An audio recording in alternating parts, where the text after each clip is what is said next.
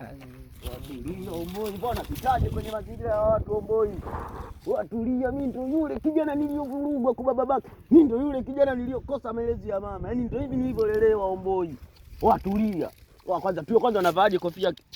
Dada deki. Wale. Watu nilishavurugwa. Oa. Wacha. Acha Omboi. Mbona kama ile? Oa. Mkuu.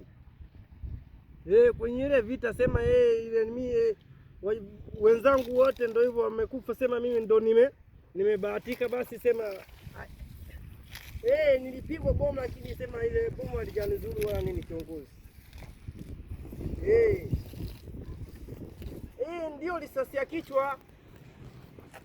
Sisi kama unavyojua mimi tena ile risasi ya kichwa kupigwa, yani mimi sio mara moja wala nini.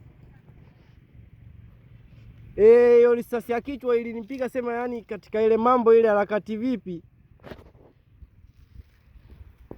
Sema hapa kuna kijana mmoja hivi hapa amenitia roba, sijui nini anataka shida gani. Ngoja hapa namna sasa kashaondoka nini?